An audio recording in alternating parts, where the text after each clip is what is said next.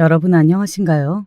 경기도의 어느 조용한 동네에서 도서관에 앉아 저의 사연을 써내려가 봅니다. 갖가지 사연들의 내용들도 재미있고 무엇보다 소개해 주시는 목소리가 편안해서 제가 톡톡 사연을 정말 잘 듣고 있는 사람인데요. 저도 한번 제 이야기를 사연으로 신청해 보면 어떨까 싶어서 혼자 고민만 하다가 실행에 옮기게 되었답니다. 만약 제 이야기가 정말로 톡톡 사연에서 소개가 된다면 날아갈 듯이 기쁘고 신기할 것 같네요. 괜스레 떨리는 심정인데요. 다른 사연자분들도 다 이런 과정을 거치신 거겠죠. 유튜브 하나를 통해서 즐겁고 재미있는 사연도 마음대로 접하고 또 온 세상의 뉴스를 다 찾아볼 수 있으니 정말 신기하고 편리한 세상입니다. 제가 젊었을 적에는 이렇게 세상이 빨리 발전하고 좋아질 줄 몰랐어요. 제가 20살 성인이 되었던 그때에도 사실 기술이 많이 발전을 했고 대단히 잘 사는 나라가 되었다는 생각만 했었기 때문에 발전 다음에는 더한 발전이 기다리고 있다는 사실을 몰랐던 것이죠. 그나마 성인이 되고 나서는 살만하였던 것이 워낙 유년 시절을 어렵고 힘들게 살았기 때문일 것입니다. 너무 힘든 것을 겪고 나면 그 다음의 것들은 상대적으로 감당하기 수월한 경험들로 여겨지고 마는 것이 사람의 마음이니까요. 저는 아주 가난한 집안에서 태어나 자랐습니다. 형제가 제 위로 셋, 아래로 둘이었죠. 6남매였고 저는 중간 순서에 태어난 자식이었습니다.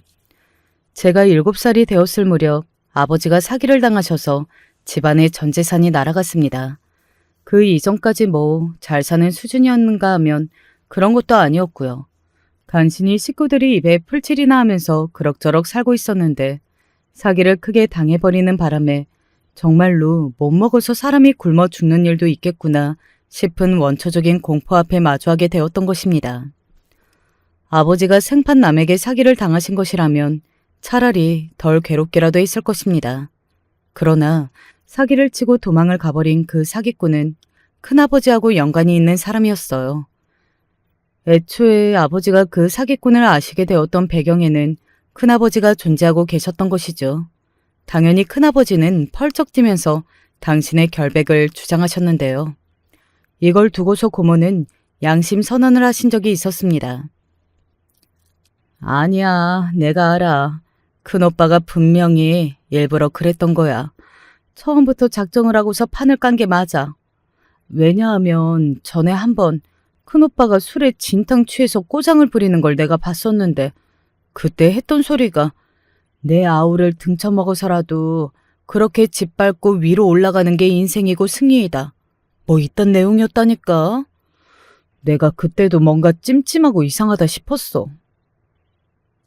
그동안 찝찝하게 생각만 해오시다가 차마 입 밖으로 내실 엄두까지는 안 나서 조용히 지내셨는데 결국 이런 사달이 나버렸으니 양심적으로 아는 것을 말씀하시겠다면서 고모가 별별 이야기를 다 털어놓으셨습니다.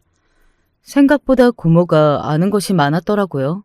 그러자 아버지는 크게 충격을 받으셨고 생각지도 못한 고모의 폭탄 발언이 줄줄이 터져나오자 큰아버지는 머리 끝까지 화가 나셨습니다. 뭘 안다고 끼어들어? 그 주둥아리 안 닥쳐? 주제 파악도 못하고 감히 어디에 끼어드는 거야? 큰오빠가 잘못한 거 맞잖아.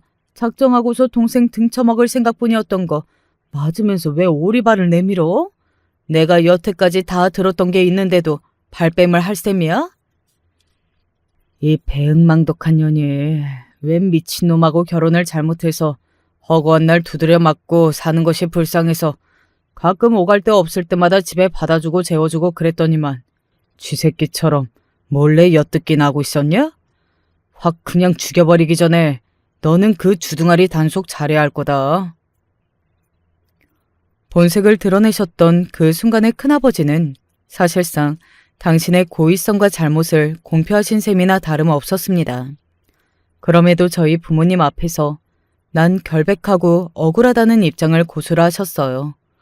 어머니는 사람을 가지고 장난하고 기만하는 것이냐며 울부짖으셨으나 큰아버지는 눈 하나 깜짝하지 않으셨습니다. 말도 안 되는 사기 행각에 넘어간 당신의 잘못도 있으니 원망하지 않겠다면서 대신 조금이나마 금전적인 도움을 달라고 먹여 살려야 할 자식들이 많다고 아버지는 눈물로 무릎을 꿇으셨습니다. 그러나 그 앞에서 큰아버지는 냉정하게 고개를 돌리셨어요. 그뿐 아니라 날카롭게 혀를 놀리셨습니다.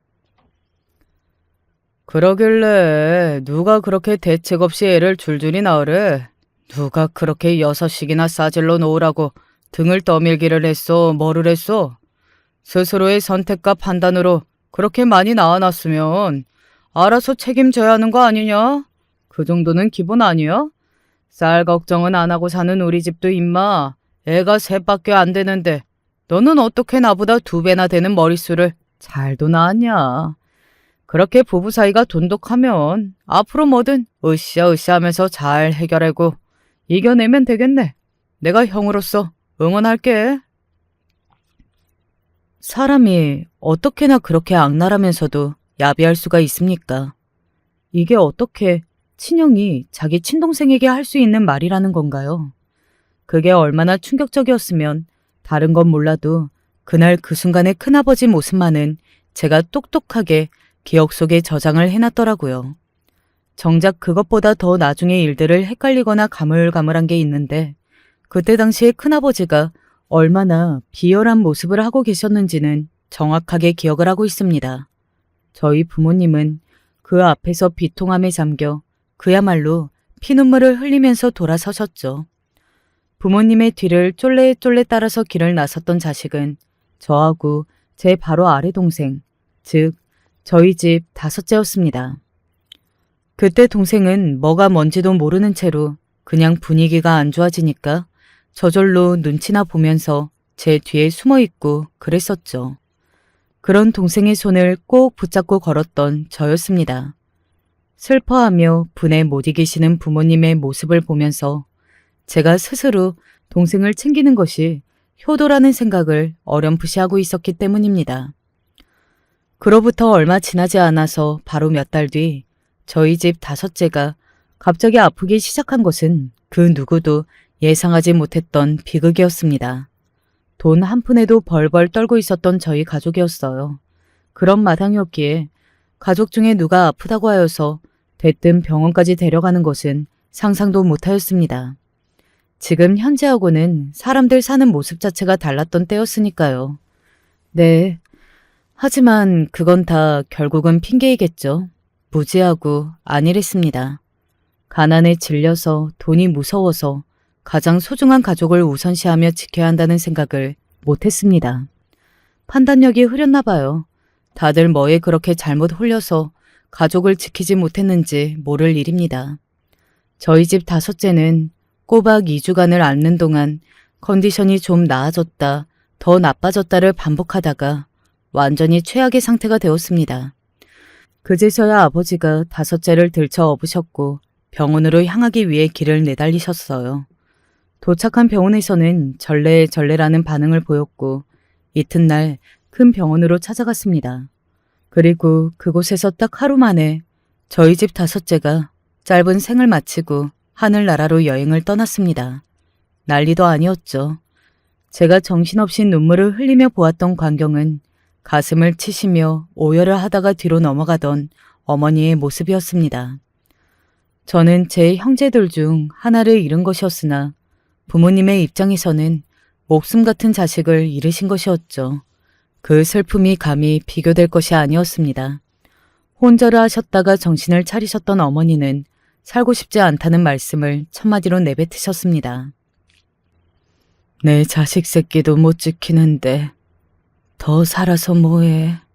부모 자격도 없는데 내가 사는 게 과연 의미가 있을까?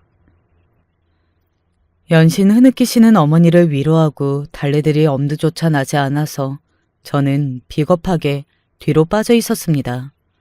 고열을 앓으며 헛것을 보고 헛소리를 내뱉었던 힘없이 누워있던 떠난 동생의 모습이 눈앞에 아른아른거려서 저는 견딜 수가 없었죠. 모두가 제정신일 수가 없었습니다. 그런데다가 현실적인 돈 문제가 저희 가족 앞에 드리워 있었고요. 몇 달 전에 그날 이후 큰아버지 쪽하고는 자연스레 왕래를 끊고 살았습니다. 하지만 이런 순간에마저 얼굴을 들이미지 않으실 줄은 예상 밖이었죠. 고모가 분개를 하셨어요. 어떻게 자기 어린 조카가 불쌍하게 떠났는데도 안아볼 수가 있어? 그러고도 그게 사람 새끼야? 울분을 터뜨리시던 고모는 깊은 좌절감에 잠겨 계시는 아버지와 넋이 나가서 삶의 의욕마저 잃어버리신 어머니의 모습을 차분히 눈에 담으셨죠. 저는 고모의 그런 모습을 보고 있었고요. 그 길로 곧장 고모가 큰아버지를 찾아가셨다고 합니다. 큰오빠, 이건 아니지. 암만 인간 말종이라고 해도 지키고 살아야 할 게 있는 법이야. 어떻게 가족끼리 이래? 불쑥 찾아와서는 짓거린다는 소리가 고작 그거야? 너는 네 집구석에서 더 처맞을 필요가 있겠다. 그래야 정신을 좀 차리겠어. 눈물을 흘리시며 따지는 고모를 큰아버지는 한껏 조롱하며 비웃으셨습니다. 그러더니 고모가 계속 물러서지 않으시자 아예 뺨을 한 대 때리셨고요. 맞은 뺨을 부여잡으신 채로 고모는 어떤 결심 한 가지를 하고 계셨죠. 이런 상황에서 써도 되는 표현인지는 모르겠으나 고모가 결심을 하셨던 건 바로 이의제이였습니다. 고모부는 제정신이 아닌 사람이었어요. 덩치부터가 남달랐는데요. 험상궂은 인상, 살벌한 눈빛에 비하자면 오히려 그 덩치 자체는 아무것도 아니게 느껴질 정도였죠. 어렸을 때임에도 본능적으로 무섭다고 생각했었어요. 그런 남자를 만났던 죄로 고모는 사람 취급을 못 받고 사셨습니다. 자식들 때문에 어쩔 수 없이 참고 산다고, 도망쳐봤자 잡혔다가는 진짜로 죽을 것 같다고 그런 말씀을 고모는 공공연히 하시던 분이었어요. 그렇게 사셨던 고모가 작정을 하시고서는 고모부한테 갖가지 양념을 쳐서 말씀을 하셨던 겁니다. 큰오빠가 사실은 나한테서 몇 번이고 돈을 뜯어내려고 했었어요. 나는 돈이 전혀 없다고 하니까 그러면 그 빌어먹을 짐승 같은 새끼한테서 돈을 훔쳐서라도 가져오라고. 안 그러면 죽여버리는 수가 있다고 계속 그랬어요. 뭐라고? 감히 나를 그딴 식으로 말을 했다는 거지?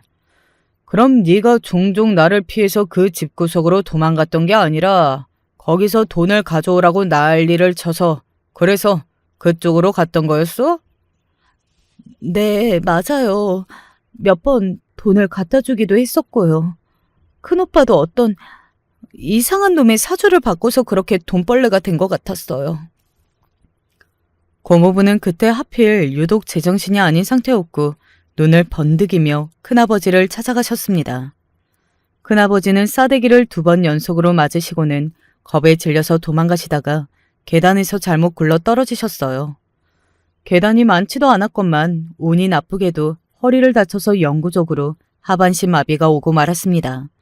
또한 고모부는 그쪽 인맥을 풀어서 사기꾼까지 찾아내셨고요. 그 사기꾼 또한 고모부 손에 곤죽이 나버렸습니다. 인과응보, 사필귀정이야. 맞아서 멍이 든 얼굴로도 고모는 씩 웃으며 의연하게 말씀하셨어요. 저는 영원히 이 순간을 잊지 못하게 될 것임을 직감하였고 머리를 숙여서 감사를 표했습니다. 감사합니다. 고모 덕분에 억울한 마음이라도 풀렸어요. 동생이 떠나기 전에 아팠던 모습들이 생각나면서 그냥 고모가 나서주신 것 자체가 너무 감사하더라고요. 고모는 감동을 받은 얼굴이었습니다. 감사 인사를 저한테서 들을 줄은 상상도 못했다고 그러시더군요. 그리고 고모의 옆에는 고모의 아들 또한 함께 자리하고 있었는데 마침 저와 학년이 같은 동갑내기였습니다. 제가 고모에게 감동을 드렸기 때문인지 그 녀석이 저에게 먼저 호의적으로 굴었고 그걸 계기로 친해졌어요. 유전이라는 게 있기는 한 것인지 그 녀석은 자랄수록 범상치 않아졌죠. 머리는 확실히 좋았지만 친탁을 해서 그런가 거침이 없었습니다. 세월이 흘러 이 녀석은 일명 심부름센터로 여겨지는 사무실을 운영하게 되었고요. 제가 동갑 사촌이라는 사이만 아니었다면 이런 인물과는 평생 친분이 없었을 텐데 하여간 신기할 따름입니다. 큰아버지가 쏘아 올리셨던 작은 공, 그 사건은 저에게 많은 생각을 하게 만들었고 인생을 바라보는 시각이 거기에서 바탕이 나왔습니다. 참고로 고모부는 큰아버지를 그렇게 만드시고 나서 몇 달 지나지 않아 전혀 다른 사건 때문에 징역을 살게 되셨었고요. 그때 고모가 이제야 숨통이 트여서 살만하다고 저희 어머니를 향해서 꼭 기운을 차리고 열심히 살라는 당부를 남기셨었죠.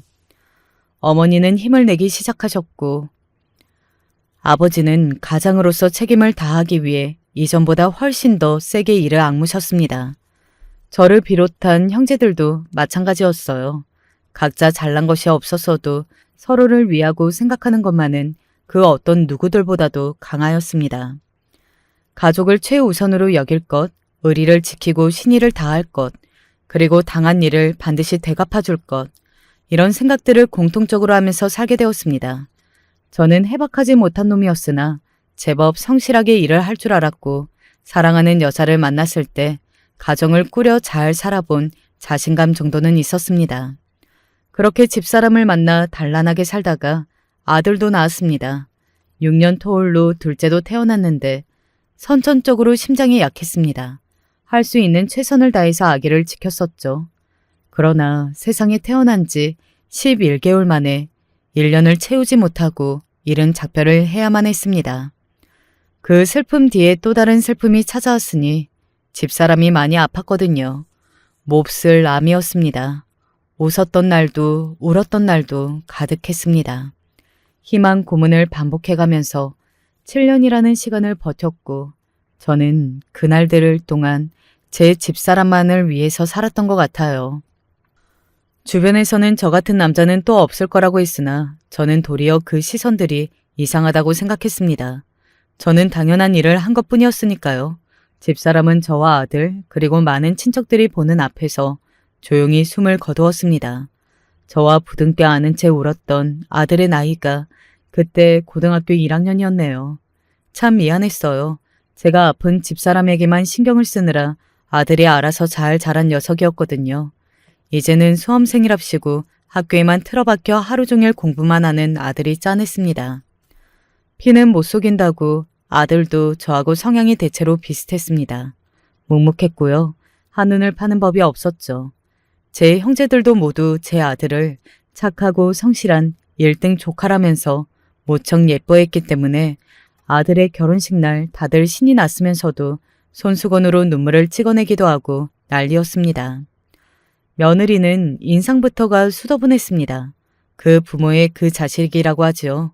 사돈내외도 얼마나 인상이 차분하시고 눈빛이 좋으셨는지 모릅니다. 특히 안사돈께서 눈물이 조금 차오르신 채로 환하게 웃으시며 저에게 말씀을 건네셨던 것이 인상이 깊었네요. 일찍이 사별을 겪으시고 홀로 자식 키우기 힘드셨을 텐데 이렇게 잘 키워낸 아들 저희 딸하고 짝지어 주셔서 정말 감사합니다. 사위를 너무 잘 두게 되어서 저는 이제 밥을 안 먹어도 될 것 같아요. 벌써 배가 부릅니다. 아이고, 아닙니다. 과찬이십니다. 저희 아들 녀석이 제가 한 것도 없는데 혼자 저렇게 알아서 잘 커준 것뿐입니다. 저야말로 야무지고 착하고 총명한 며느리를 얻게 되어서 이게 웬 복인가 싶습니다. 제가 안사돈과 그런 대화를 나누는 사이 박하사돈께서는 그저 인자한 웃음만 입가에 걸고 계셨죠. 그런 단면으로도 가풍이 엿보였습니다. 하나뿐인 아들 정말 결혼을 잘 시켰다고 여겼죠. 어느새 손주들이 태어나 저는 할아버지가 되었습니다. 벌써 할아버지 소리를 듣게 되다니 기분이 좋으면서도 실감이 안 났죠. 저희 부모님은 제가 할아버지가 되는 것까지 보시고 돌아가셨어요. 비록 다섯째는 가슴에 묻었으나 다른 자식들은 모두 가정을 꾸려 잘 살고 있는 것이 행복하다고 말씀을 남기신 이후였죠. 이런 게 바로 인생이 아닐는지 그런 생각을 하며 저는 조용한 일상을 보내고 있었어요. 아들은 일의 특성상 출장을 여기저기 자주 다녔습니다. 그래서 며느리가 아주 육아의 달인으로 지내는 모양이었고요. 집이 가깝지는 않아서 제가 손주들을 어느 때고 보면서 지내는 건 아니었네요. 아버지, 제가 이번에 또 외국으로 출장을 나가게 됐는데요. 혹시 아버지 공항 면세점에서 제가 사다 드릴 게 있을까요? 너 또 나가냐? 비행기가 이제는 네 집 안방처럼 느껴지겠구나. 일전에 네가 면세점에서 사다 준 것들 그것만으로도 나는 아직 괜찮아. 그러니까 이번에는 그냥 다녀와라. 정말이시죠? 그러면 저 진짜로 아버지 건 안 사고 저희 애들 것만 삽니다. 그래라. 아예 애들 것만 사다가 까먹지 말고 원래 자식보다 저를 먼저 챙겨야 하는 법이야. 아무럼요. 당연하죠. 애들 엄마 건 벌써 제가 뭘 사다 줄지 다 정해서 메모까지 해놨어요. 아들이 평소에 애교가 있다거나 살갑고 그런 녀석은 아닌데 그래도 며느리에 관한 이야기를 할 때면 목소리가 아주 재밌게 들렸습니다. 둘이 잘 지내니까 그게 참 좋아 보였죠. 당부하지 않아도 자기 처자식을 끔찍히 아끼고 위하며 사는 아들의 모습 아주 바람직하였습니다. 부창부수라고 그런 아들 옆에 꼭 그런 며느리가 있었고요. 그런 생각을 할 때까지만 해도 앞날을 저는 전혀 예상하지 못했었죠. 그렇게 아들이 또다시 출장길에 올랐던 그 이틀 뒤의 일이었습니다. 제가 손주 강아지들이 너무 보고 싶다고 그랬더니 며느리가 와주었어요. 제 간식거리 몇 가지를 들고서 손주들과 함께 온 며느리를 저는 반가이 맞아주었습니다. 손주들이 오랜만에 여기로 와서 좋다면서 신이 났더라고요. 보는 것만으로도 금세 흐뭇했네요. 그런데 제가 손주들을 흐뭇하게 보는 사이 간식거리를 위치에 정리한 며느리가 얼른 걸음을 서두르려는 눈치였죠. 좀 앉았다가 가지 그러냐? 벌써 서둘러서 가려고? 네, 아버님 그렇게 됐네요. 마침 아버님이 애들을 보고 싶다고 말씀을 해주셔서 얼마나 반갑고 다행이었는지 몰라요. 내일 저녁까지만 잘 좀 부탁드릴게요. 오냐, 내가 도움이 된다면야 그게 나로서도 좋은 거지. 혹시 애들한테 무슨 일이 생기거든 내가 지체 없이 너한테 바로 연락하마. 알겠습니다. 아버님 감사해요. 웬만한 건 아버님 선에서 알아서 하셔도 저는 전혀 상관없어요. 그럼 저는 이만 가볼게요. 애들아, 너희 둘 다 할아버지 말씀 잘 듣고 있어야 한다. 말썽 부리면 내일 엄마한테 혼날 줄 알아. 둘 다. 며느리가 손을 흔들었고 손주 녀석들은 그러거나 말거나 이미 화분 앞에서 손잔난을 치는 것에 집중하느라 여념이 없었습니다. 못 말리겠다는 표정을 지어 보이며 웃은 며느리가 떠났고 저는 손주들의 옷가지가 든 가방 안을 살피며 잠옷을 미리 꺼내두었더랬죠. 손주들을 하루 돌보면서 제 역할을 할 수 있어서 즐겁다는 마음뿐이었습니다.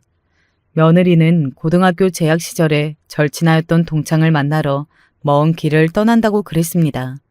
그 동창이 뇌에 문제가 생겨서 큰 수술을 받게 되었는데 옛날에 집을 나와서 가족들과 인연을 끊었던 탓에 친정도 없고 왼수 같았던 배우자와 이혼한 지는 3년이 넘었으며 어린 딸과 단 둘이라고 하더군요. 간병인을 고용하였고 다른 친한 친구들이 와주기로 했으나 아무래도 도움 하나하나가 절실한 때였으니까요. 그 곁을 지키고 동창의 어린 딸을 옆에서 봐주기 위해 며느리가 의리로 무장을 한 채 길을 나선 것이었죠. 그 사정을 듣고서 저는 속으로 역시 내 며느리는 다르다 라는 생각을 했었습니다. 이렇게 의리가 넘치고 깊은 우정이라니 제 마음이 다 감동이었네요. 이런 것이야말로 제가 인생을 살면서 지향하고자 하는 방향이었으니까요.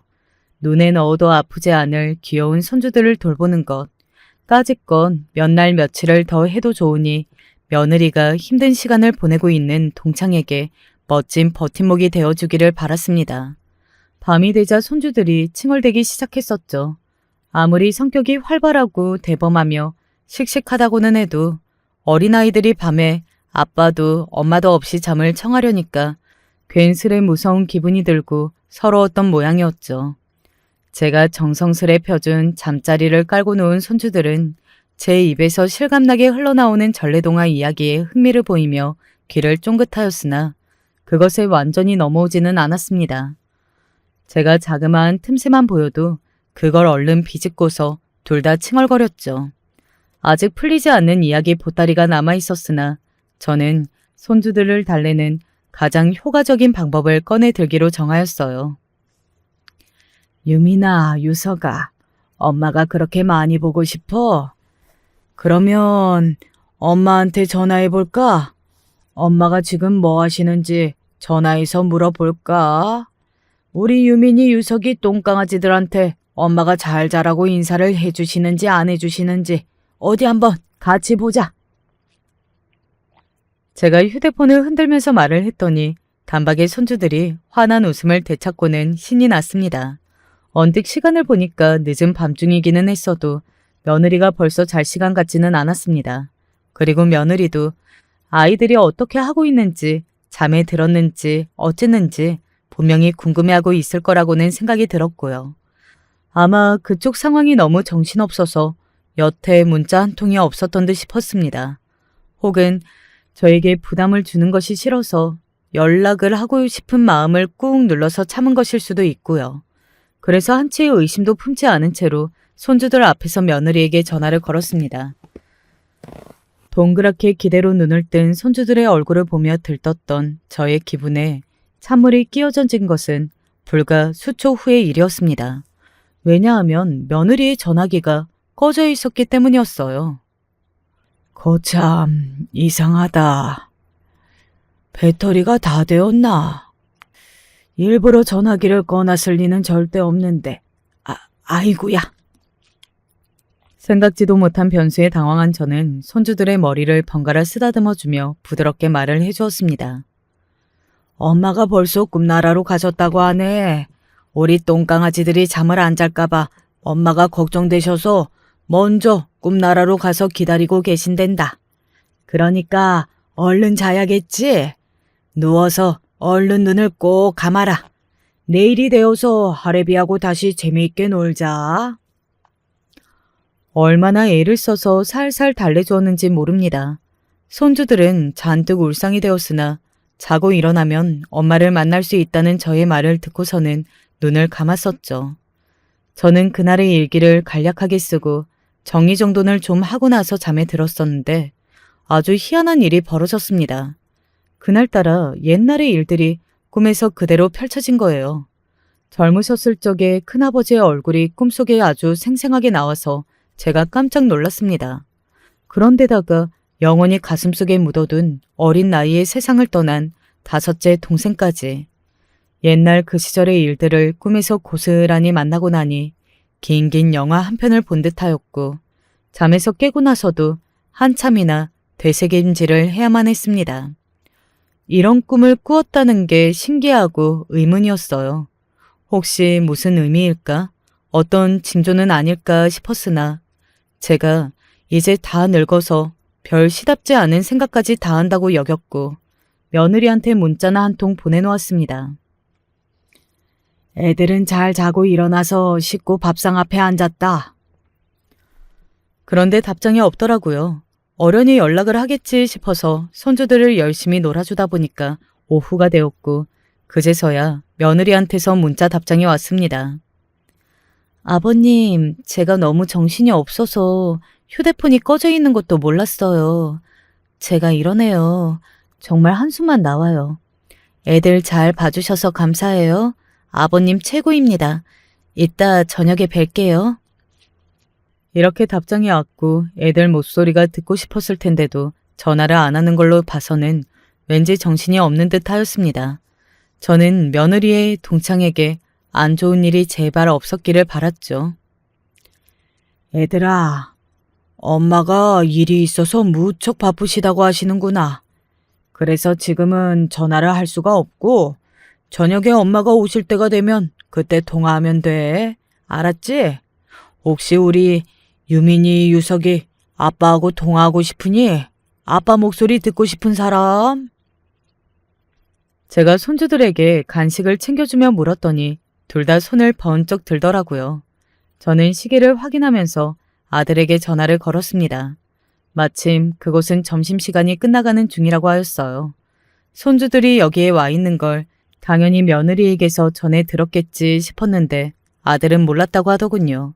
방금 처음 알았다고 하면서 약간은 당황한 기색이었습니다. 그래서 제가 며느리가 갑자기 고등학교 동창에게 중대한 일이 생겨서 이렇게 되었다고 알려주었죠. 네? 동창이요? 애들 엄마한테 그렇게 절친한 고등학교 동창이 있다는 건 몰랐네요. 전혀 들어본 적이 없는데. 아들의 떨떠름한 목소리에 저도 고개가 갸웃거렸으나 여기까지는 그러려니 하면서 손주들이 애교를 부리는 모습을 흐뭇하게 지켜보았죠. 둘 다 아빠 보고 싶다면서 귀엽게 투정을 부렸고 아들이 행복한 웃음소리를 내며 통화를 종료했습니다. 먼 출장지에서도 어린 자식들 생각만 하며 열심히 일을 하고 있는 아들이 새삼 대경스럽고 잘 컸다는 생각이 들었네요. 잠시 후 손주들이 색칠 공부 놀이를 하도록 해줬는데 한 녀석은 도중에 텔레비전으로 정신을 빼앗겼습니다. 즐겁게 콧노래까지 부르며 알록달록 색칠을 하고 있는 다른 한 녀석 곁으로 제가 다가갔죠. 아빠하고 통화하고 나니까 그렇게 좋으냐? 요놈 강아지 노래도 잘 부르고 색칠도 아주 잘하네. 하하하 부러워라. 이 하레비도 콧노래가 그렇게 저절로 나왔으면 싶다. 제가 너스레를 떠났더니 아니 글쎄 이 어린 손주 녀석이 자기 누나 쪽의 눈치를 쓱 살피는 게 아니겠어요? 그러면서 저에게 손짓을 하였습니다. 이미 바로 옆에 있으나 더 가까이 다가오라는 신호였죠. 저는 손주 녀석의 신이 난 얼굴에 장단을 맞춰주며 몸을 더 바짝 붙였습니다. 그랬더니 손주가 저에게 귓속말을 하는 것이었습니다. 할아버지, 나는 아빠가 둘이나 되니까 할아버지가 나를 2번 부러워해도 돼요. 그 이야기를 듣고 제가 피식 웃음이 났었죠. 어린아이의 실없는 농담이라고만 생각했으니까요. 요 녀석아, 어떻게 아빠가 둘씩이나 돼? 혹시 이 하레비도 아빠라고 생각하는 건 아니겠지? 아니야. 할아버지는 아빠가 아니고 할아버지인 거 나도 알아요. 아빠가 둘인 거예요. 진짜인데.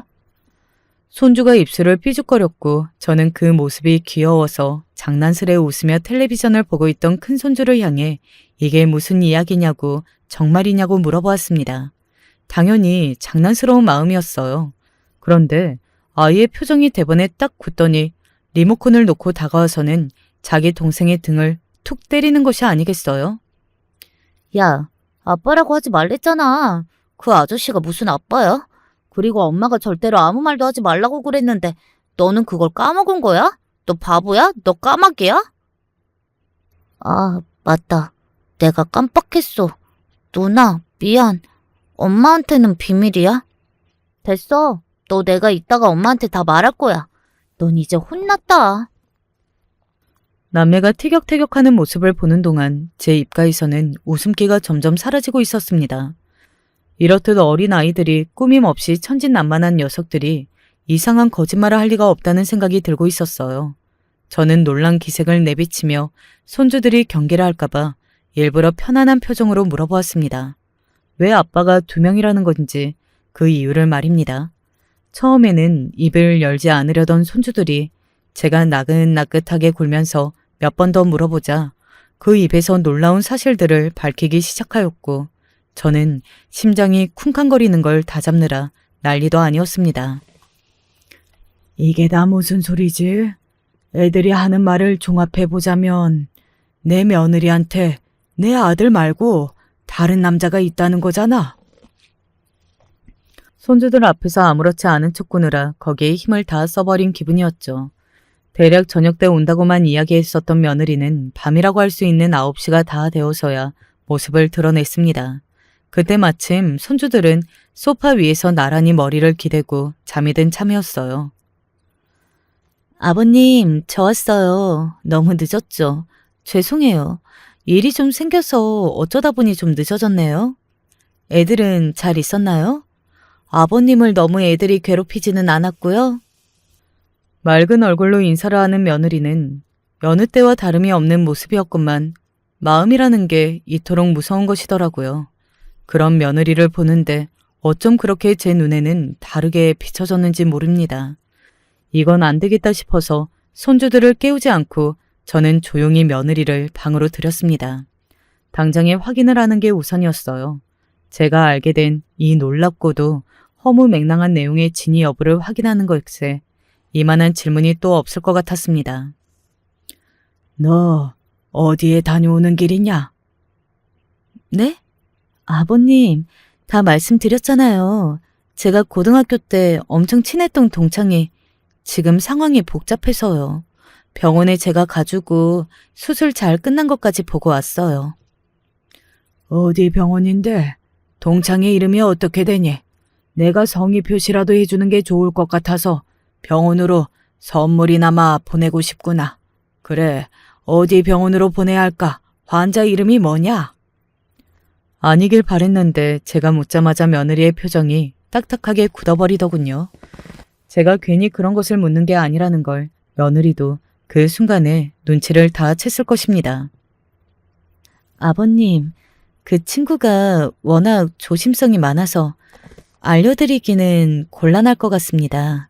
죄송해요. 그 동창 친구가 아팠던 건 맞고 수술한 건 맞아? 아니지. 애초에 그런 동창이 있기는 하냐? 무슨 말씀을 하시는 거예요? 저는 지금 이해를 못하겠습니다. 아니, 말은 그렇게 하면서도 네 표정은 이미 이 상황이 어떻게 돌아가고 있는지 이해를 다 했다는 걸 알려주는구나. 네가 어디를 다녀왔는지 무슨 볼일이었던 건지 결국 조사를 해보면 다 나올 일이다. 다 밝혀질 일이야. 이제 마지막으로 한 번 더 물어보마. 고등학교 동창을 만나서 먼 지역의 병원을 다녀온 게 확실하냐? 며느리는 이제 하얗게 질린 얼굴로 저와 눈을 마주치지 못했고 입술이 조금 떨리고 있었습니다. 그리고 저는 손주들 입에서 두 귀를 의심하게 하는 놀라운 이야기를 들었다는 것을 며느리에게 알려주었어요. 그 즉시 며느리가 털썩 주저앉듯이 바닥에 무릎을 꿇었습니다. 아버님, 죄송해요. 제가 잘못했습니다. 정말 죽을 죄를 지었습니다. 아버님, 제가 잘못했어요. 눈물이 그렁그렁한 채로 저에게 비는 며느리를 보며 결국 맞았구나라는 생각이 들었고 깊은 실망과 절망이 동시에 들었습니다. 왜 그랬냐고 묻는 것만큼 의미 있는 것도 없을 것 같으니 그럼에도 묻지 않을 수가 없구나. 왜 그랬니? 내 아들이 너에게 뭘 그렇게 서운하게 굴었고 뭘 그렇게 잘못을 한 거니? 아니, 설사 그렇다고 한들 어떻게 자식들을 둔 어미로서 가정에 대한 사명감도 책임감도 없이 어떻게 그럴 수가 있니? 내가 세상에서 가장 싫어하는 게 어떤 건지 네가 정녕 모르는 거야? 아닙니다. 아버님, 알고 있습니다. 신의를 중요시 하신다는 건 아버님이 어떤 분이신지 저도 알고 있어요. 애들 아빠는 하나도 잘못이 없고 그저 제가 한순간에 판단을 잘못해서 이렇게 된 거예요. 그치만 아버님, 저도 드릴 말씀이 있습니다. 저도 너무 힘들었어요. 네가 왜 힘이 들어? 모두를 속이고 기만하느라 그게 힘이 들었던 게야? 자기 시아버지한테 애들을 딸랑 맡겨두고 바람 피우는 놈하고 즐겁게 놀아나느라 그게 힘이 들었다는 그런 소리냐? 그런 게 아니에요. 제가 100번, 1000번 잘못 생각했었고 죽을 죄를 지었고 무조건 제가 잘못한 건 압니다. 인정합니다. 어떻게 이제 와서 아닌 척 굴겠어요. 제가 죽일 년입니다. 하지만요, 아버님. 제가 사실은 애들 아빠 몰래 만나기 시작했던 그 남자에게 현재는 시달리고 있는 상황이에요. 헤어지고 싶은데 이 관계를 끝내고 싶은 마음은 굴뚝 같은데 깊은 수렁에 빠져버렸고 그 남자가 파둔 함정에서 나오지를 못하고 있는 상황입니다. 어제하고 오늘도 그 남자가 자기 말을 따르지 않으면 가만히 안 두겠다고 가정을 박살내버리겠다고 그래서 하는 수 없이 따랐던 거예요. 정말이에요. 거실에서 깜빡 잠이 든 손주들이 깰까봐 입을 꽉 틀어막고서 오열하는 며느리를 저는 망연자실하게 내려다보았습니다. 대관절 어떻게 된 일인지 그때까지는 감도 잡히지 않았죠. 시간도 늦었고 다음날 아침부터 며느리가 안사돈을 모시고 대학병원에 정기검진을 다녀오는 일정이 있었기 때문에 우선 거기까지만 했습니다. 잠에서 덜 깨서 칭얼거리는 손주들을 데리고 며느리가 가버린 이후 저는 밤새 잠을 한숨도 못 이뤘던 것 같아요. 이튿날 저녁이 되어서 며느리가 저를 찾아왔는데 전화기부터 대뜸 저한테 내밀더라고요. 이게 뭔가 싶었는데 바람이 난 그놈하고 며느리가 나눈 문자 대화 내용이었습니다.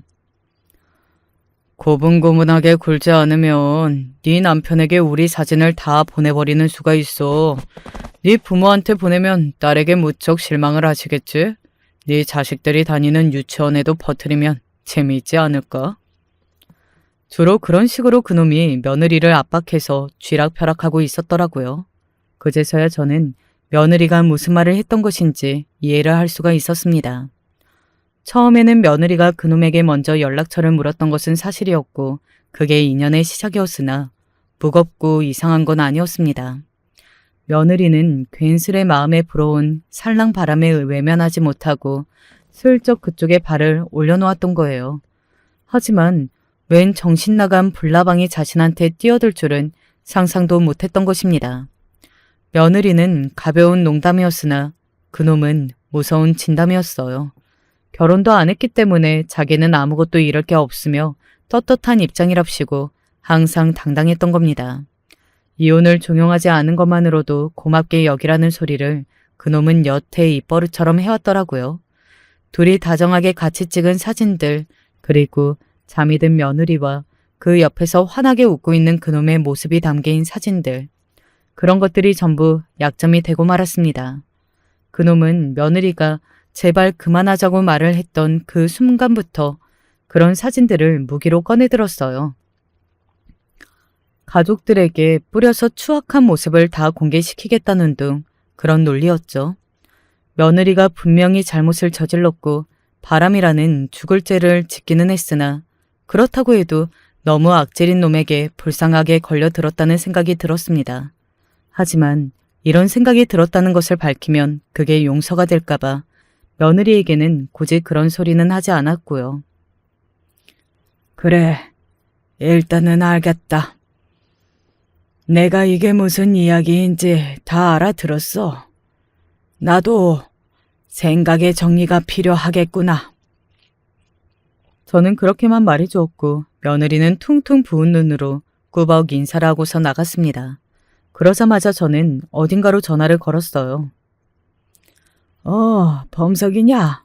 오랜만이다. 그간 잘 지냈지?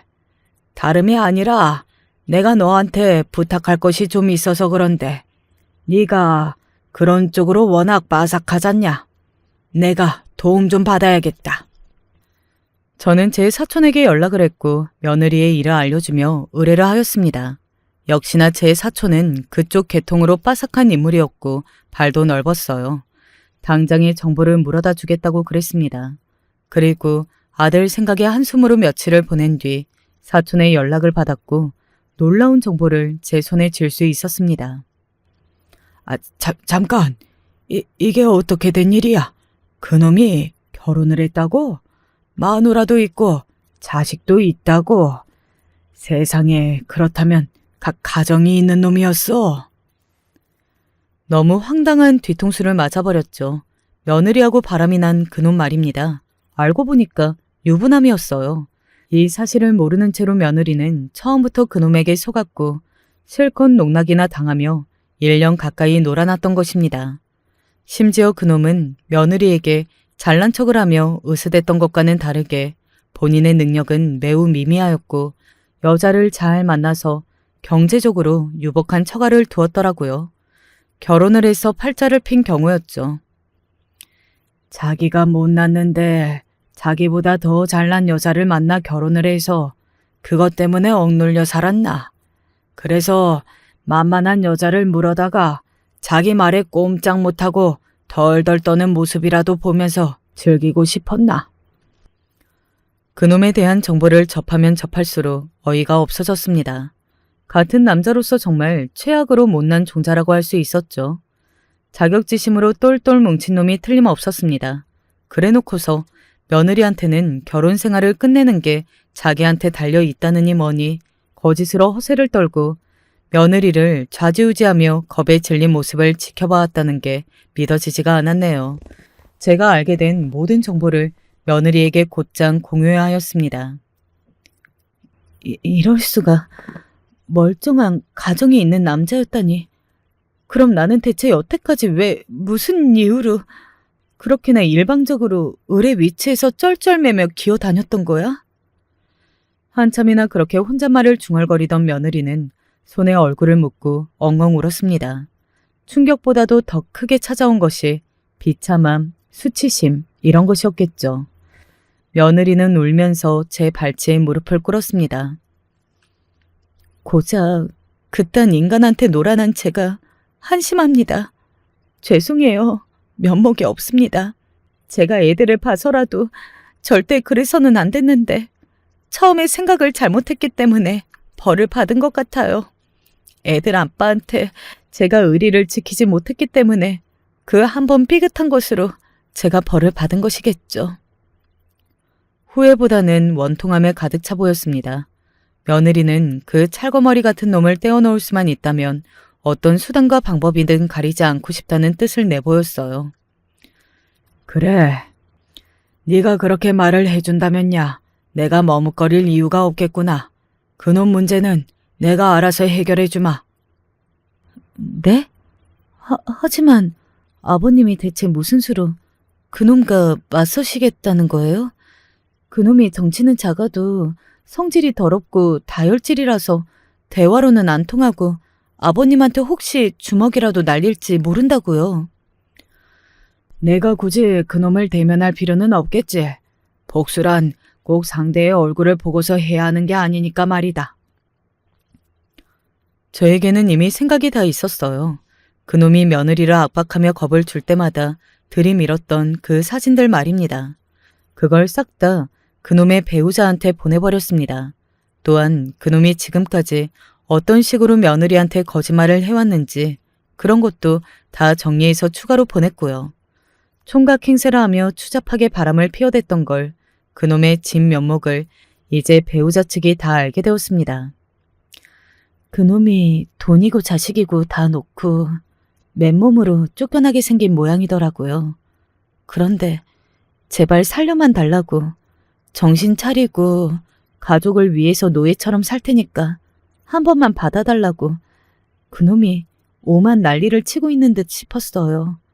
그럴 거였으면 왜 저한테는 그렇게 굴었을까요? 허무하고 제 자신이 천하의 바보 같습니다. 상황이 종료된 이후 며느리는 초췌한 얼굴로 나타났습니다. 그리고 세상에서 가장 허탈한 표정을 지으며 제 앞에서 또다시 무릎을 꿇었어요. 저절로 제 입에서 한숨이 나가더군요. 죄송해요, 아버님. 용서해달라는 말씀도 차마 못 드리겠습니다. 그렇겠지. 용서는 내 아들이 하는 것이야. 내가 아니라. 아들이 이 모든 걸 알게 되는 것이 두려운지 며느리가 머리를 감싸쥐고 울었죠. 아버님, 한 번 박살이 난 신뢰를 어떻게 회복하겠어요? 애들 아빠가 알게 되면 이제 그럼 두 번 다시는 예전처럼 돌아갈 수 없게 될 거예요. 돌이킬 수가 없어질 텐데. 아버님, 제발 알리지 말아주세요. 손주들을 봐서라도 그러지 말아주세요. 미안하구나. 너도 잘 알겠지만 나는 살면서 을이라는 건 꼭 지키고 살아야 한다고 보는 사람이다. 내가 어떻게 내 아들을 직접 기만할 수 있겠냐. 나는 그렇게 못한다. 아예 모르고 살게 할 수는 없어. 저의 단호한 태도에 설득이 불가능하리라는 것을 알았는지 며느리는 고개를 푹 숙인 채로 걸음을 옮겼습니다. 2달간의 출장 일정을 마치고 한국으로 돌아온 아들은 이 모든 이야기를 다 알게 되었습니다. 제가 이야기했고 며느리가 실토를 하고 이러면서 모든 퍼즐 조각을 아들이 다 쥐게 되었죠. 아들은 배신감에 치를 떨었습니다. 대체 내 자식들은 무슨 죄야? 애들이 무슨 죄가 있다고 부모에게 일어난 이런 징그러운 일을 알아야 해. 그렇게 둘 수는 없어. 아들은 그런 속내를 밝히며 손주들의 귀에 이런 일이 들어가지 않도록 하였습니다. 필사적으로 손주들에게 잘 둘러댄 모양이었죠. 그래서 손주들은 갑자기 엄마와 떨어져 지내게 된 것을 어리둥절해하면서도 어느 정도 납득을 하고 있었습니다. 아들은 마음이 너무 힘들어서 며느리와 아무렇지 않게 살붙이며 지내기 힘들다고 하였어요. 그래서 며느리가 자기 친정에 가서 지내게 되었던 것입니다. 그래서 사돈내외가 자연스레 이 사실을 다 알게 되셨고요. 자식을 잘못 키운 부모 잘못입니다. 그러면 안 된다는 것을 분명하게 알면서도 유혹에 못 이기고 나약하고 어리석게 딸을 잘못 키운 제 잘못이에요. 뭐라고 드릴 말씀이 없습니다. 몸도 안 좋으신 안사돈께서 비통한 목소리로 그렇게 말씀하시는데 가슴이 먹먹해져 오더군요. 세상을 떠난 집사람 생각이 막 나면서 저도 모르게 하늘에 대고 물어보기까지 했습니다. 당신 거기에 있지? 지금 거기에서 다 지켜보고 있지? 앞으로 어쩌면 좋을까? 당신 생각은 어때? 대답이 돌아올 리 없었기에 씁쓸한 심정만 움켜쥐어야만 했습니다. 혼자서 손주들을 돌보고 바삐 유치원을 오가면서 출퇴근까지 해내느라 아들은 몸이 10개라도 모자란 듯 하였습니다. 그 바람에 자연스레 제가 손주들을 볼 시간이며 기회가 늘어났죠. 손주들은 아직 어린 아이들 뿐이었어요. 엄마가 보고 싶은 마음을, 그 투정을 제 앞에서 참아낼 도리가 없었죠. 그런 모습을 볼 때마다 이를 어쩌면 좋을까 싶은 고민만 들었습니다. 그러던 어느 날 손주들을 데리러 온 아들이 저를 보면서 이런 소리를 하더군요. 아버지, 암만 해도 아이들한테는 아직 엄마가 필요한가 봐요. 저는 긍정도 부정도 하지 않은 채로 조용히 미소만 지으며 손주들을 아들의 손에 딸려서 보냈죠. 그로부터 얼마 뒤 며느리와 손주들을 만나게 해주는 자리에서 아들이 이런저런 이야기를 많이 한 모양이었습니다. 며느리하고 둘이 진솔한 대화를 나누었고 되도록 좋게 풀어가는 방향으로 가자고. 그런 식으로 일단 합의가 되었더라고요. 지켜봐야겠지만 어쨌든 아직 손주들이 한참 어리니까요. 언제나 아이들의 잘못은 없고 어른들의 잘못만 있을 뿐입니다. 그럭저럭 좋게 잘 지내고 있는 아들 며느리 부부인데 이러다가 조만간 다시 함께 살면서 원 가정의 모습도 되찾을지 모를 일이죠. 이렇게 되기를 바라면서도 또 마음 한켠으로는 약간의 내키지 않은 미묘한 구석도 존재합니다. 아들은 내심 제가 입을 열고 어떤 조언이라도 자기한테 주기를 바라는 눈치이던데요. 제가 아들에게 어떤 말을 해줘야겠습니까? 여러분이 만약 지금의 저의 입장이라면 어떻게 생각하실지 궁금해지지 않을 수가 없네요. 부디 조언을 주신다면 제가 감사히 참고를 하겠습니다. 안녕하세요. 사람마다 다 각자 자기 부모와의 연이 있지만 저는 조금 짧은 사람이에요. 그런데도 하늘이 저를 불쌍히 여겼는지 대신할 사람을 보내주셨는데 그 인연마저도 구슬프게 끝나게 되어 너무 마음이 아픕니다. 어렸을 적 엄마와 아빠는 일찍 헤어지셨고 저는 아빠 손에서 자라게 되었어요. 그리고 시간이 얼마 지나지 않아서 엄마는 병을 얻어 돌아가시게 되었답니다. 아직도 눈이 많이 내리던 그 마지막 날이 생생해요. 엄마. 우리 소원이, 여보, 우리 소원이 잘 부탁해. 당신 편안히 눈 감아. 소원인 내가 잘 키울게. 저희 아빠는 엄마에게 절 잘 키우겠다고 약속하셨고 전 엄마 곁에서 앙앙 울다가 엄마를 떠나보냈어요. 아빠는 엄마의 존재를 채워주시겠다고 무던히 노력을 하셨어요. 하지만 여자에게 있어서 같은 여자 어른인 엄마의 존재가 무척 중요하더군요. 학교를 다니면서 자잘하게 챙겨주는 부분들, 사춘기가 되어 겪게 되는 많은 문제들, 여자로서 겪는 많은 고뇌들은 엄마라는 자리가 대부분 도움을 주던데 저는 그게 없어서 늘 큰 결핍감을 느꼈었어요.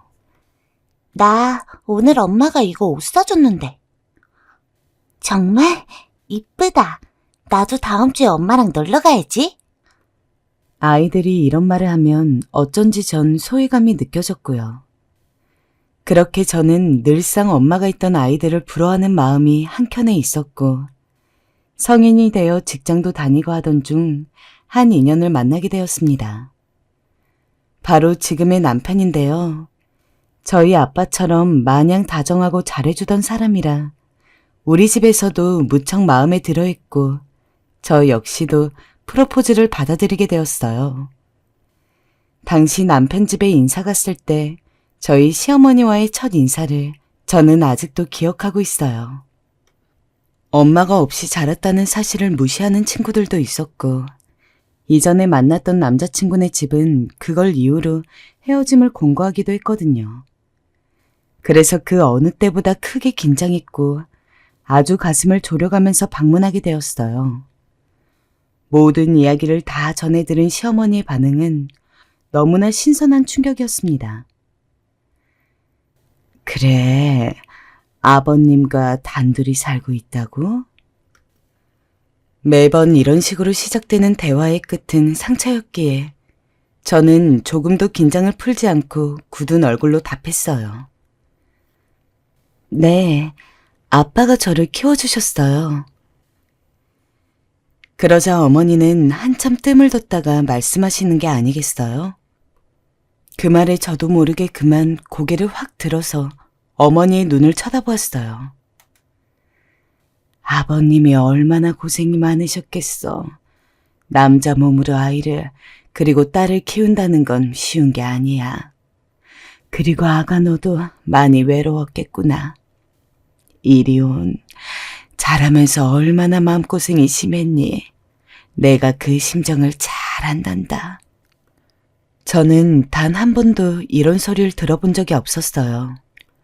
늘 이쯤에서 엄마가 없는 게 내 잘못도 아닌데 늘 멸시하는 말, 엄마 없는 애는 어딘가 티가 난다는 말만 들으며 살아왔습니다.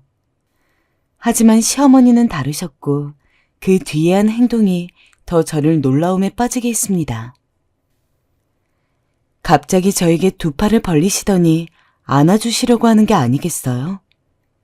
경직되어 있던 제가 움직이지를 못하자 어머니가 웃으며 다가오시더니 저를 꼭 안아주셨어요.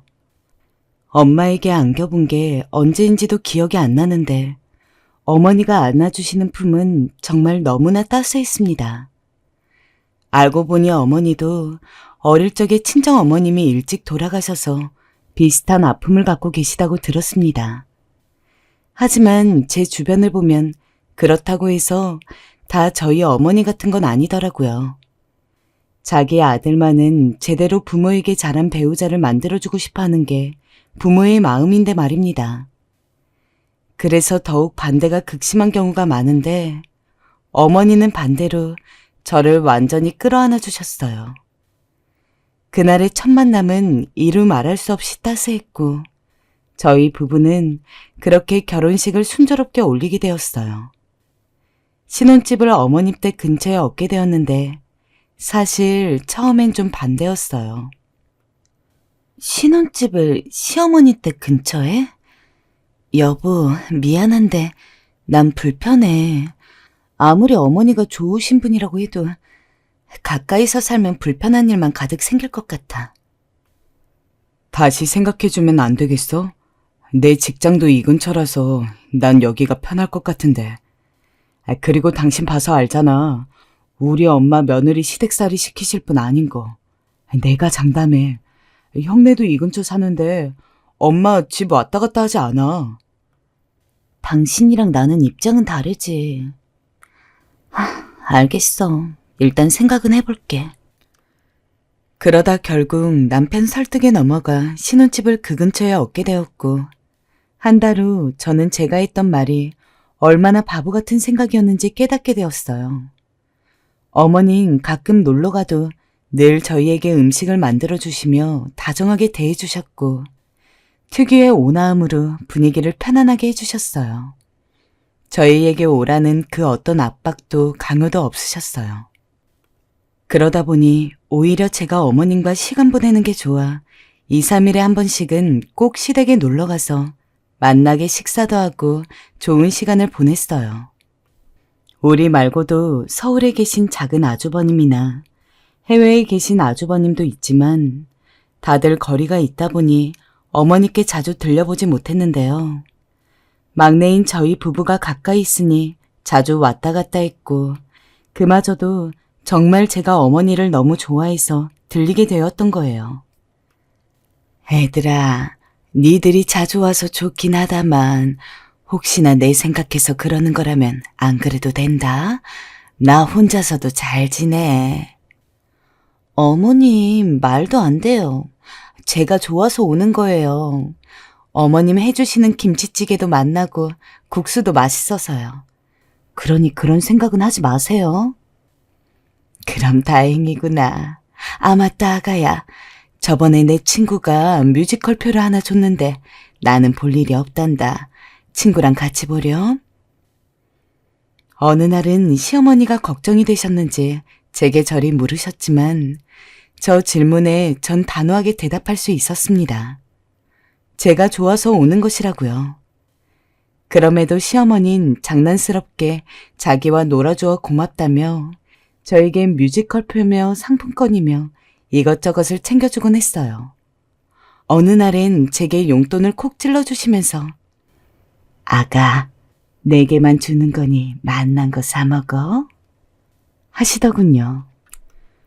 그렇게 어머님을 생각하면 정말 제 어린 시절 제가 꿈꾸고 바래왔던 엄마 그 자체였던 것 같아요. 어쩌면 하늘에 있는 엄마가 날 위해 이런 좋은 시어머니를 주셨나 하는 생각이 절로 들었죠. 그런데 이렇게 좋은 시어머니인데 남편 말대로 근처에 큰 아주버님과 형님도 살고 계시긴 했지만 그분들은 저희만큼 자주 들리진 않았어요. 사실 자주 들리지 않았단 말은 적절하지 않죠. 그냥 명절날만 볼 수 있는 분들이었어요. 당시 명절 때 형님을 몇 번 뵙긴 했지만 낯을 많이 가리시는 것 같기도 하고 그다지 어머니와 좋은 사이를 유지하고 계시는 것 같지 않았답니다. 궁금해서 남편에게 물어보았더니 의외의 대답을 하더군요. 근데 어쩐지 형님은 어머니랑 사이가 좋아 보이진 않으셔. 혹시 내가 모르는 무슨 일이 있었던 거야? 엄마는 당신과 나처럼 살갑고 이야기 많은 걸 좋아하니까 아마 성격 차이인 것 같아. 엄마도 굳이 서로 맞출 필요 없다고 하시니까 형님도 자주 오지는 않은 것 같아. 아, 그렇구나. 그런 이야기를 들으니 달리 할 말이 없더라고요. 새삼참 우리 어머니는 이 또래 시어머니들답지 않다고 생각이 들기도 했어요. 좀 더 표독스럽고 자기 주장대로 하시는 분들이라면 그런 거와 상관없이 며느리를 수시로 불러드릴 수도 있는데 말이에요. 그저 성격 차이니 너네들 편한 대로 하라고 하셨다니 참으로 우리 시어머니다운 모습이었습니다. 거기다 형님 성격은 제가 봐도 특이했어요. 사실 좋게 말해 특이한 거고요. 까칠하고 예민하고 무례한 성격이 주변 사람들을 불편하게 하곤 했죠. 저 형님, 이번에 어머니랑 김장김치를 좀 해서요. 갖다 드리고 싶은데 언제 시간 되세요? 하고 물으면 요즘은 바빠서 나중에 내가 가지러 가던가 할게. 하고 전화를 툭 끊어버리셨어요. 거기다 뭐든 자기식으로 꼬아 생각하는 부분도 있었어요. 형님, 죄송한데 이번 명절날 평소보다 조금 일찍 오실 수 있으세요?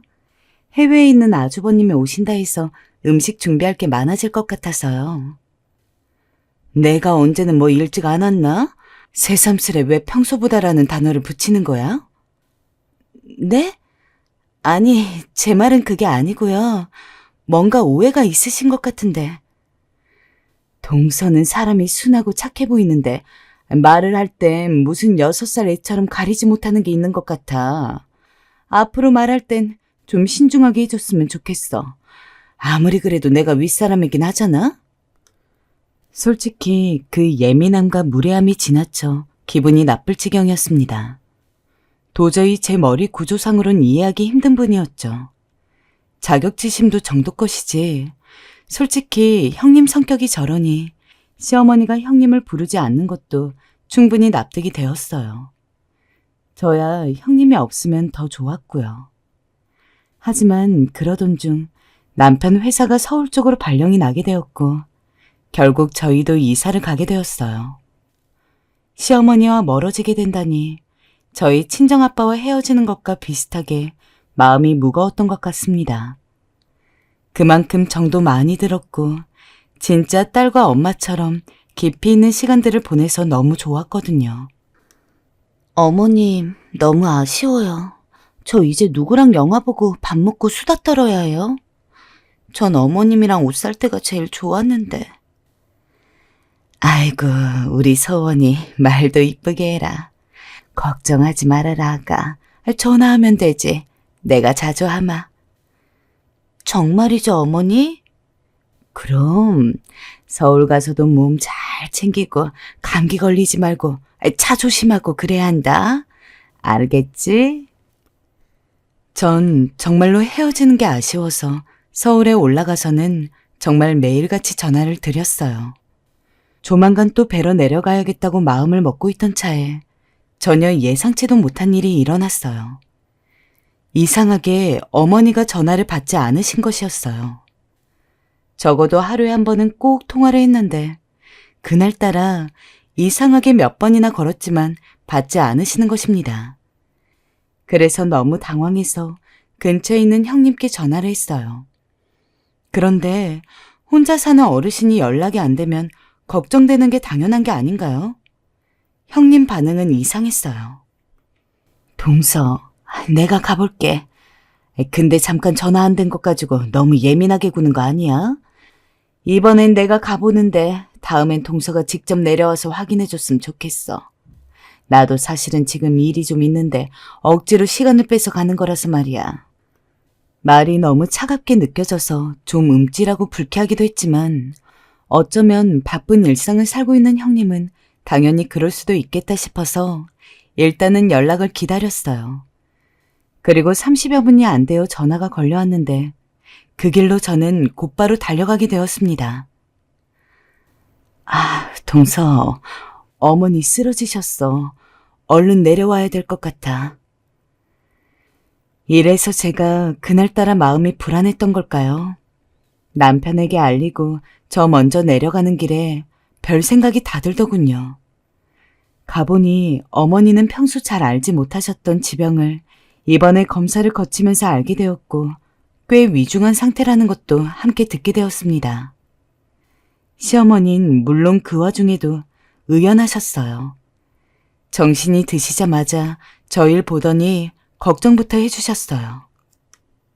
어머님, 많이 아프시죠? 죄송해요. 자주 찾아뵙지도 못하고 제가 병원 모시고 다녔어야 했는데. 걱정하지 말아라, 아가야. 이 정도는 충분히 이겨낼 수 있어. 그나저나 너네 일하다 말고 왔을 텐데 회사는 잘 정리하고 온 거야? 아휴, 왜 울고 그러니? 울지 말라니까. 죄송해요, 어머니. 제가 더 살폈어야 하는데. 저희 시어머니 참 한결같으셨어요. 그 후 시어머니는 그럴 필요 없다고 하셨지만 저희 부부는 주말마다 오며 가며 병원에 계신 어머니를 뵈었어요. 조금 더 관리를 하면 몇 달 지나 다시 집으로 가실 수 있다고 하니 그나마 그걸 위안 삼으면서 계속 다녔었는데요. 그런데 형님은 이게 또 마음에 안 드셨나 봐요. 어느 날 제가 시어머니를 뵈러 갔을 때였는데 마침 자리에 계시던 형님이 그러시더라고요. 아이고, 내가 몸이 이래 니들이 고생이구나. 아가야, 정말 안 와도 된다. 주말엔 너도 쉬어야지. 아니에요, 어머님. 저 여기 집보다 더 편하고 좋아요. 동서, 그래. 어머님 말대로 해. 내가 있는데 동서가 왜 꼬박꼬박 와? 내가 어머님 잘 못 보살펴드릴까봐 그래? 걱정이 지나친 거 아니야? 네? 아니요, 그게 아니라. 안 와도 돼, 굳이. 다분히 공격적인 말투에 당황스럽긴 했지만 그래도 어머니 보는 건 포기할 수 없었기에 어머니 보고 싶어서 오는 거라 설명드렸고 결국 형님 눈치 받아가며 꾸역꾸역 병원으로 갔어요. 그렇게 1년이 다 되어가는 시간 동안 어머니는 겨우겨우 자리를 잡아가셨고 집으로 돌아가실 수 있게 되었어요. 하지만 그때부터가 문제였어요. 저희가 될 수 있으면 다시 어머니 댁으로 내려오고 싶었지만 남편 회사 문제로 수년간은 계속 서울에 있어야 했기 때문이에요. 고민을 하고 있는데 갑자기 형님이 입을 여시더군요. 그 말을 듣고 형제들 모두 일제히 놀라서 형님을 쳐다보았어요. 동서, 도련님, 우리가 어머니 모시도록 할게요. 그렇게 알고 계시면 되겠어요. 우리가 거리도 가깝고 하니 이게 맞잖아요. 물론 너무 감사하긴 한데 한편으론 죄송하네요. 그럴 필요 없어. 대신 근데 돈이 필요할 것 같긴 해요. 사실 저희 먹고 살기도 빠듯한데 어머님 모시고 하려면 아무래도 치료비며 병원비며 만만치 않을 것 같아서요. 저도 직장을 그만둬야 하고요. 그 정도는 해주실 수 있으시죠? 우리가 생각해봤는데 이것저것 다 따져서 한 달에 100만 원 정도가 어떨까 싶은데? 100만 원이요?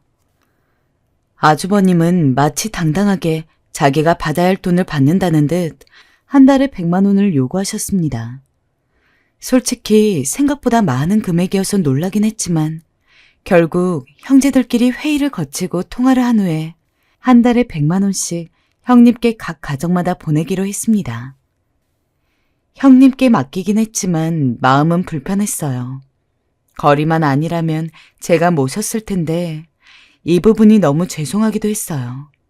그래서 어머니께 직접 가끔 전화를 드렸고 안부를 물었어요. 어머님 잘 지내시죠? 그럼 아가. 형님이랑 오늘은 뭐 하셨어요? 오늘은 밥 먹고 TV를 봤단다. 노래하는 프로그램이었는데 맞나? 생각이 잘 안 나는구나. 어머님 목소린 예전과 달리 너무도 힘이 없었고 어딘지 모르게 지쳐 보여 마음이 무척 아팠지만 그래도 마음을 꼭 동요매었어요. 어머님 앞에선 절대로 울지 않기로 남편과 다짐했으니까요. 또 한 달에 한 번씩은 꼭 내려가서 어머님을 뵈었어요. 하지만 제일 처음 내려갔을 땐 꾹꾹 눌러있던 다짐이 무색하게도 그만 울음을 참지 못했어요. 매번 웃으면서 맞아주시던 어머니가 자리에 완전히 누워서 몸을 옴짝달싹 못하고 계셨거든요. 얼굴도 많이 창백해지셨고 몸은 퉁퉁 부어 계셨고요. 그리고 날이 갈수록 상황은 점점 악화되었습니다. 이때는 부축해드리면 혼자 화장실은 다녀오실 수 있었거든요. 근데 점점 옮기기가 힘들어지시고 이제는 누워서 누군가가 용변 처리를 해드리지 않으면 힘든 상황이 되었어요. 이 사실까지 알게 된 남편은 결국 주저앉아서 눈물을 흘리더군요. 엄마, 우리 엄마가... 여보, 나 어떡해? 저도 이렇게 마음이 아픈데 남편도 얼마나 괴로웠을까요? 그래서 시간을 내어서 2주에 한 번씩 어머니를 뵈러 가게 되었어요. 대소변을 받아야 하는 형님도 얼마나 힘드실까 싶었는데 언젠간 내려갔을 때 직접 처치를 하고 계시는 모습을 보게 되었어요. 동서, 보고만 있지 말고 이리 와서 좀 도와줘. 얼른 들어가서 저도 도와드리고 용변 상태가 좋지 않고 몸도 엉망이 되신 어머니를 둘이서 같이 시켜드렸어요. 저는 잠깐 와서 돕는데도 힘들다고 느껴지는데 매일 수시로 이렇게 시간을 보내야 하는 형님은 얼마나 힘드실까 싶었습니다. 그런데 어머니가 용변 처리를 잘 하실 수 없게 되어서 그런지 방에서 냄새가 너무 많이 나고 이불에선 오줌 찌든 내가 나고 환기도 잘 안 되더라고요. 처음엔 두고 보았지만 이 상태로는 형님이나 어머니 두 분 다 힘드시지 않을까 싶어서 조심스레 의견을 내게 되었어요. 형님, 어머니 모시느라 너무 힘드실 것 같은데 혼자 용변 보시기도 힘드시고 차라리 간병인을 부르거나 요양원으로 모시는 게 어떨까요? 제가 오는 길에 알아본 곳이 있어요. 남편도 얼굴을 양손으로 꽉 부여잡고 아무 말도 하지 않은 채 제 옆에 가만히 있었어요. 둘이 어렵게 낸 의견이었거든요. 그런데 이후로 돌아온 형님의 답변은 너무나 당황스러웠습니다. 마치 가만히 있다가 뺨 맞은 마냥 얼마나 온몸이 얼얼하고 떨리던지요. 동서, 맨날 그렇게 말만 꺼내면 다야? 어머니를 가족 이상으로 잘 모실 수 있는 사람이 어딨어? 몇 번 오지도 않으면서 그게 그렇게 거슬려서 어머니를 요양원에 넣어버릴 생각이야? 자기 참 못됐구나. 네? 아니에요, 형님. 절대 그런 의미로 말한 게 아니에요. 제 말은 형님이 너무 힘드신 것 같아서요. 또 차라리 전문적인 보호를 받을 수 있는 곳에 가시면 어머님께서도 좋지 않을까 하고요. 그래서 말씀드린 거예요. 오해하지 말아주세요. 그러자 형님은 팔짱을 끼고 저를 날카롭게 노려보시더군요. 이윽고 이으시는 말에 제 남편까지 놀라서 사색이 되었죠. 자꾸 그렇게 거슬리게 지적할 거면 오지 않았으면 좋겠어. 매주 사람 들락날락거리는 거 어머니도 나도 너무 불편해. 자기들이야 이렇게 남의 집 드나들듯 방문하는 거지만 우리는 어머님 돌보느랴 손님 맞이하느라 허리가 휜다고. 아주버님도 아시겠죠? 앞으로는 전화만 하고 그만 오세요. 너무 놀라서 일단 흘끔 큰 아주버님을 보았지만 아주버님은 형님과 같은 의견이신 건지 뭔지 등을 돌린 채 아무 말씀이 없으시더군요. 좀 더 자주 찾아뵙고 싶었지만 그날 형님의 날카로운 반응에 저와 남편은 어쩌다 가끔 가는 수밖에 없었고 전화를 드리기도 민망했습니다. 다른 형제분들도 비슷한 내용을 듣게 되었던 건지 외려 저희에게 전화해서 어머니의 근황을 묻는 게 아니겠어요? 이럴 수도 없고 저럴 수도 없으니 참 답답하더라고요. 그러던 차에 정말 믿고 싶지 않은 가슴을 치면서 후회만 며칠 밤을 하며 보내게 되는 일이 발생하고 말았습니다. 그날따라 웬일로 형님에게 전화가 걸려온 거예요. 마지막 다녀간 뒤로 6개월 가까이 눈치가 보여 잘 가지도 못하고 있는데 전화가 왔는데 결코 형님 쪽에서 먼저 전화를 걸어올 일이 없기에 설마 하는 마음이었습니다. 네, 형님, 무슨 일이시죠? 동서, 어머니 돌아가셨어. 얼른 내려와야 할 것 같아. 다소 덤덤하게 감정을 억누르고 전하시는 형님의 말씀에 저는 그대로 털썩 주저앉았습니다. 대답도 제대로 못한 채 전화를 끊고 울면서 남편에게 알렸고 가뜩이나 한창 힘들어하던 남편은 넋을 놓고 중심을 잡지 못하더군요. 아버님이 돌아가신 뒤 오래도록 어머니와 같이 살았던 막내였기에 아마 더 힘들지 않았을까 싶었습니다. 그렇게 저희는 분주하게 내려갔고 각 지역에서 다른 형제분들도 오셨어요. 병원에서 돌아와 형님 댁에서 머무셨던 5년여간 아무리 그래도 좀 더 자주 갔어야 했는데 마지막에 그렇게 망설이고 고민만 하지 말고 그냥 자주 왔어야 했나 싶어 억장이 무너지는 것 같았습니다. 또 괜히 형님에게만 모든 부담을 지우고 힘들게 해드렸던 것 같아서 어머니와 둘 다 너무 고생스러웠겠다 싶었어요. 아니나 다를까 형님도 많이 지쳐 보이시고 장례식에서 배웠을 때에도 몇 마디 없이 일만 하시는 모습을 보니까 마음이 무척 무겁더군요. 그런데 그날 일이 일어났습니다. 장례식장에서 형님을 도우면서 일을 보고 있는데 낯이 익은 분들이 조문을 오셨더라고요. 옆집에 사시는 어머니 지인 아주머니들이 오신 겁니다. 저희 손을 잡고 다들 위로해 주시는데 무척 슬펐어요. 아이고, 이보다 더 오래 잘 사시는 분들도 있는데, 아이고, 어떡해.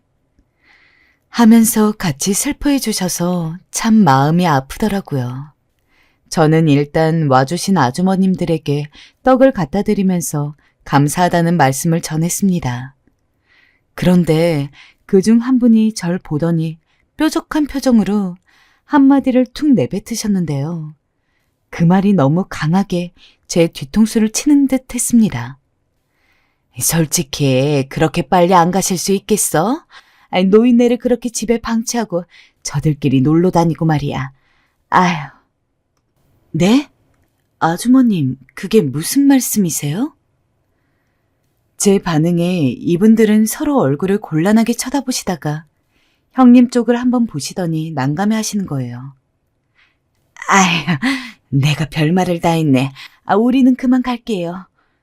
그래, 왜 그런 말을 해가지고. 아니야, 신경 쓰지 말아요. 저기요. 그러면서 다른 아주머니들도 빠르게 얼른 신발을 챙겨 신고 나가시는 게 아니겠어요?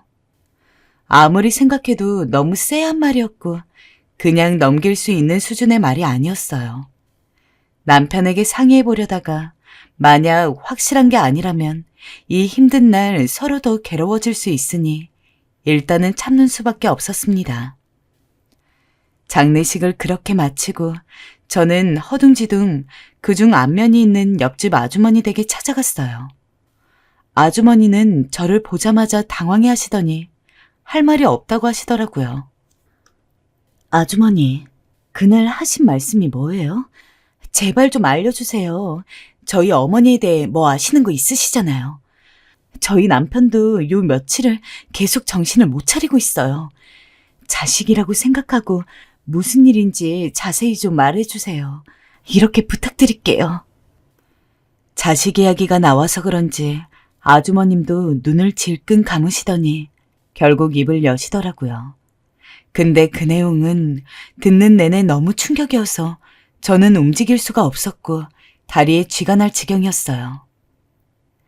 내가 별소리를 다 해가지고. 근데 할 얘긴 또 해야지. 이 동네에 모르는 사람 없을걸? 그대 큰며느리 성격 보통 아닌 거. 어쩜 그 집 할머니 누워있는 동안 집에 아픈 사람 없는 것처럼 맨날 놀러 다니는지 몰라. 집을 며칠씩 비우는 것 같은 게 불이 계속 꺼져 있더라고. 사람 기척도 없고 말이야. 밥이나 제대로 줬는지 모르겠어. 강아지를 키워도 그렇게는 안 하고 다닐 거 아니야. 네? 생각해보니 거동도 못하고 누워 계셔야만 하는 어머니를 형님네가 설사 어디 급해서 간다고 할지언정 누구에게 모셔다 드릴 수도 없는 상황이었어요. 게다가 집에 불이 꺼져 있었다니요. 차라리 형제들 중 누구라도 불러서 대신 봐주라고 할 것이지. 믿고 싶지 않았지만 갈수록 왠지 납득이 가는 상황으로 이어져 가는지라 너무 마음이 아프더군요. 그리고 뒤이어 들은 내용은 정말 가슴을 찢다 못해 소금을 붓는 것 같았어요. 노인네가 힘든데도 아들네 부부한테 말도 못하는 것 같고, 요 몇 년 전에 같이 휠체어 타고 나온 걸 한번 봤는데 큰며느리가 어찌나 할머니한테 성질을 내는지 말이야. 소변을 지리신 것 같은데 동네 떠나가라 고래고래 소리를 질러대더라고. 아주 듣는 내가 다 민망해서 그만하라고 말렸다니까. 근데 그랬더니 글쎄 나한테 남의 집 일에 신경 끄라고 버럭버럭 소리를 지르고, 아무리 세상이 변했다 하더라도 자기 시부모를. 아이고. 그때부턴 눈물이 줄줄 흘러나왔습니다. 믿을 수도 없었고 믿기지도 않았지만 번갈아가며 스쳐 지나가는 어머님의 얼굴이 저를 기어이 무너지게 만들었습니다. 그리고 전번날에 말이야. 내가 이걸 말해야 하나 말아야 하나 잘 모르겠는데 그 큰며느리가 할머니 뺨을 치는 걸 봤어. 할머니가 용변을 못 가리니까 화가 났는지 소리를 지르다가 글쎄 손을 올리더라고. 그것도 골목길에서 말이야. 쓰레기 버리다가 그 광경을 보고 어찌나 놀랬는지 아직도 그 일만 생각하면 심장이 벌렁거리네.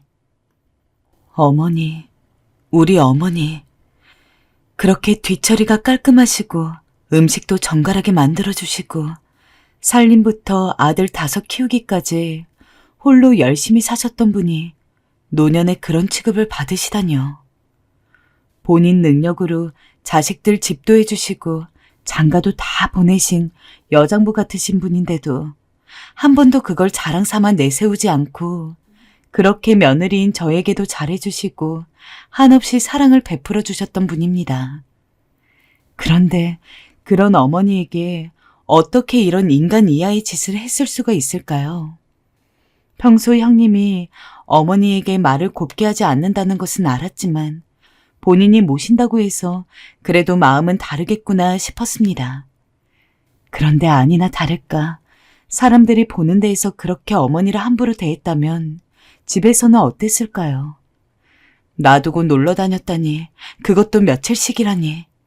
그곳에서 아무것도 못하고 숨만 쉰 채 고통스러우셨을 어머니를 떠올리니 마음이 찢어질 것 같았어요. 그런데 여기까지 생각하는 것도 생사리 뜯기듯 아픈데 이윽고 아주머니가 하신 말씀에 저는 그만 통곡을 하고 말았습니다. 그 집에서 매번 가끔 큰 소리가 나는데 부부끼리 싸우는 건지 노인네한테 소리를 질러대는 건지 모르겠더라고. 이 동네 아줌마들끼리 말 많았어. 저 할머니 너무 가엾어서 차라리 빨리 가시는 게 좋겠다고. 결국 정신을 못 차릴 정도로 울고 있는 저를 아주머니가 달래주셔서 일단은 기운을 내기로 했습니다. 그리고 그 길로 곧장 올라와 남편에게 아주 힘들지만 이야기를 전부 꺼내놓게 되었어요. 아주머니의 말을 그냥 동네 소문이라고 하기에는 치부하기 어려울 것 같다고요. 여보, 그래서 우리가 들를 때마다 어머니 방냄새가 지독하고 어질러져 있었던 거야. 어떡하면 좋아? 형님, 어떻게 어머님께 그런 짓을 할 수가 있어? 남편은 저 못지않게 못 견디게 괴로워했어요. 그리고 남편은 듣다 견디지 못해 다른 형제들을 불러 소집하게 되었습니다. 다른 가족들 역시 모두 저희의 말을 듣고 똑같이 분노하고 슬퍼했습니다. 멀리 계시던 둘째 아주버님을 비롯해서 미국에서 오신 셋째 아주버님, 넷째 아주버님까지 다들 난리가 나고 흥분을 감추지 못했어요. 이야기를 종합해보니 다들 어머니를 제대로 만날 수 없었던 것, 형님이 가운데서 막고 자주 오지 못하게 하고 근황 안부도 입을 막아버렸던 것 등등 비슷한 입장에서의 이야기들이 나오더군요. 그러면서 저희는 모두 형님네가 왜 모시겠다고 했는지 추적을 시작해 나갔어요. 저도 의문스러웠어요. 그렇게 지독하게 모시기 싫었으면서 왜 굳이 모시겠다고 한 것이었을까요? 한 달에 보내는 돈 몇백 때문이었을까요? 그때 남편이 아주 괴로운 얼굴로 입을 뗐습니다. 그냥 아마 땅 때문에 그랬을 거야. 나는 그럴 리가 없다고 믿고 싶지만 이렇게 듣고 나니 그쪽밖에 생각할 수가 없어. 땅이라니? 무슨 말이야? 아버지가 갖고 있던 땅이 있는데 우리 형제들 모두 공동 명의로 되어 있어. 가격이 엄청나게 나가는 건 아니지만 나눠 갖고 있었거든. 언젠가 집에 무슨 일이 생기고 누군가가 부모님을 모시게 되는 큰일이 생긴다면 몰아서 주자고 예전에 서로 지나가듯 말한 적이 있어. 그리고 지금 생각해보니 우리 형제들이 어머니 모시는 대가로 100만 원씩 주는데 딱히 하는 것도 없는 형이 그 돈을 아마 욕심냈을 것 같아. 기가 차네. 근데 그렇게 생각을 해야 어머니를 모신 게 이해가 돼. 맞는 것 같아, 여보. 맞아. 당신도 알겠지만 우리 큰형이랑 형수님은 원래 어머니랑 아버지에게 별로 정도 없고 잘 들여다보지도 않았어. 그래서 모신다고 하니 의외이긴 했는데 이제 와서 보니 돈이 욕심나서 그랬던 거야.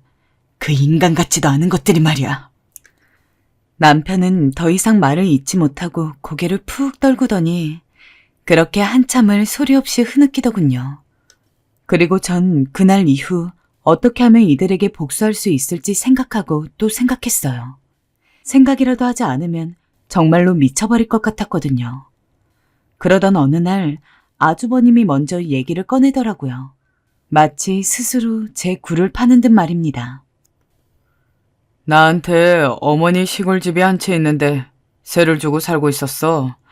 근데 이제 어머니 돌아가셨으니 처분을 해야 할 것 같아. 괜찮다면 내가 가져도 될까? 아, 맞다. 그리고 땅 문제도 말이야. 저번에 우리 형제들끼리 말한 거 기억하지? 그 정도는 내가 받아도 되지 싶은데 너희들 생각은 어떠니? 형이 그 땅을 받아야겠다고요? 그래. 너도 저번 날에 약속했던 사항 아니냐? 맞아요. 우리가 고생한 게 큰 건 다들 알고 계시잖아요. 그 정도는 받고 싶어요. 이건 저희 입장을 좀 배려해 주셨으면 해요. 만약 아무것도 몰랐다면 우린 모두 시골집에 관해서는 그간 고생하신 큰 아주버님과 형님께 드릴 예정이었어요. 하지만 그분들이 어머니를 모시면서 있었던 대략적인 과정들을 알게 되니 이것은 이제 새로 짚고 넘어가야 할 화제가 되었죠. 어머니를 방치한 이것들에게는 단 10원 한 장 주고 싶지 않았으니까요. 다행히 모든 형제들의 결론도 그쪽으로 나왔어요. 아주버님에게 명의 이전은 없는 걸로 하고 시골집도 팔아서 전부 어머니 외가 쪽에 들이자는 것으로요. 남편은 그 사실을 그대로 전했고 이 말을 들은 형님과 아주머님 반응은 보통 난리가 아니었습니다. 니네가 사람이야? 어머니를 그렇게 고생하며 모신 우리한테 어떻게 이럴 수가 있어? 야, 나는 그 집 절대 포기 못해. 니네들 아주 심보가 못돼 처먹었구나. 내 고생과 수고, 대가는 어떻게 하고 그건 어떻게 할 건데? 적반하장도 유분수였죠. 듣자 하니 우습지도 않은 말들을 해대가면서 그렇게 우리에게 칼같이 연락 못하게 하시던 분들이 밤이고 낮이고 문자와 전화 폭탄들을 날리기 시작했어요. 거의 무기만 안 들었지 깡패나 다름없었습니다. 그러던 어느 날은 저희 집 초인종이 눌려지더라고요. 인터폰을 보니 형님이었어요. 잠깐 망설이다가 문을 열었는데 열자마자 형님은 거의 멱살을 잡을 기세로 이러더군요. 착한 척 순한 척 하더니 동서네가 주도했지? 감히 어따 대고 이래라 저래라야? 그 땅은 우리 거야, 우리 거라고. 어머니를 모시지도 않았으면서 어디 감히 남의 것에 욕심을 내? 내가 너 이럴 줄 알았어. 얌전한 척 어머니한테 아양 떨 때부터 그럴 줄 알았다고. 그래서 내가 널 싫어했던 거야. 너만 보면 이상하게 소름이 돋았던 거라고. 그 말을 듣는데 화는 나면서도 이상하게 피가 차갑게 식더라고요. 그리고 저는 형님에게 그토록 묻고 싶었던 질문을 했습니다. 형님, 정말 그 돈 받을 자격 된다고 생각하세요? 정말 어머니를 정성껏 모셨어요? 뭐야? 마지막으로 형님에게 속죄할 기회를 드리는 거예요. 어머니 제대로 모신 거 맞아요?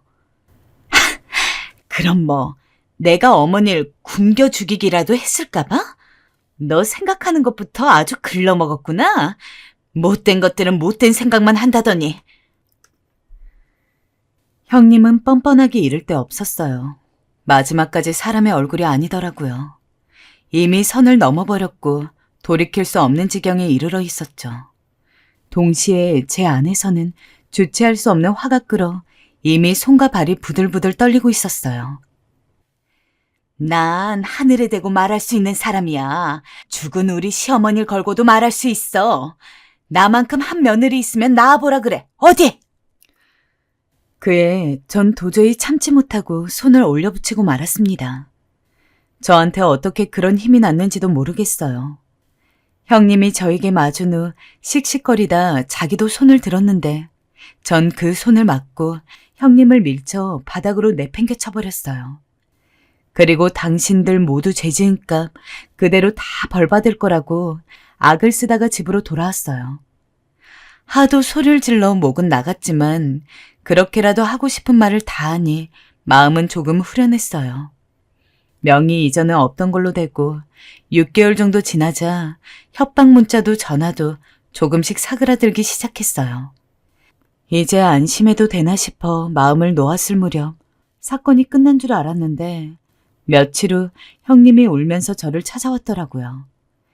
심지어 마주친 형님의 얼굴은 거의 노숙자나 다름이 없었어요. 옷은 남루했고 머리는 언제 감았는지 덕지덕지 떡이져 하얀 비듬이 눈에 보일 지경이었어요. 특히 몸에서 흘러나오는 악취가 너무 심했습니다. 무슨 일이세요, 형님? 동서, 그간 잘 지냈어? 나 동서한테 할 말이 있어서 왔어. 잠깐 들어가서 얘기해도 될까? 안 된다면 여기서 얘기해도 괜찮아. 사실 우리 그이가 글쎄 부동산 투자로 돈을 잃었어. 그래서 우리 망하게 생겼어. 지금 빚쟁이들한테 쫓겨다니고 있다고. 우리 이젠 정말로 그 땅이 없으면 안 돼. 제발 동서가 다른 형제분들한테 잘 말해주면 안 될까?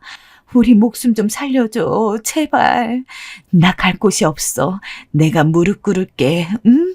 무릎 꿇고 빌게. 잘못했어, 정말. 다 잘못했어. 용서해줘. 들어보니 아주버님은 시골집 처분하신 돈으로 무슨 부동산 투자를 하신 모양이었는데 그게 단단히 망하신 것 같았어요. 거기다 사람들에게 꾼 돈도 상당해서 하루 종일 빚 도촉에 시달리고 있는 모양이더라고요. 여기밖에 없어서 찾아왔다며 울며 불며 사정을 하고 무릎까지 꿇는 형님을 보니 정말 그 순간은 악마 같던 형님도 불쌍하고 비참해 보였습니다. 허나 그렇다고 해서 그걸 봐줄 마음도 없었어요. 어쨌든 시어머니를 마지막 순간까지 고통스럽게 만들다 죽인 장본인이었으니까요. 전 매몰차게 다리를 붙잡는 형님을 걷어차버렸어요. 그리고 용서는 제가 아니라 어머니께 비셔야죠. 하곤 형님이 악하고 쓰러지자마자 문을 획 닫아버렸어요. 사실 요즘 제일 서글픈 건 아무리 이렇게 해봤자 돌아가신 어머니는 돌아오지 않는다는 것이에요.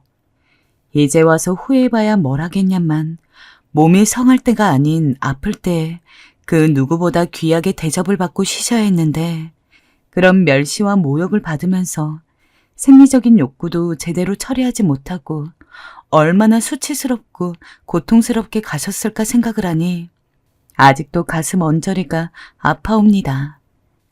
꿈에라도 어머니를 잠깐이라도 뵙고 결혼 인사 때 뵈었을 때 저를 안아주셨을 때처럼 저도 한 번만 꽉 안아드리고 싶어요. 이제 와서 너무 지나버린 바람 같지만요. 지금까지 사연 들어주신 분들 너무 감사드립니다. 마지막으로 어머님, 여기서 너무 힘드셨던 만큼 그곳에선 부디 평안히 쉬셨으면 해요. 어머님의 딸이자 며느리였던 저는 오늘도 촛불을 켜고 어머님의 평안을 빌고 있답니다.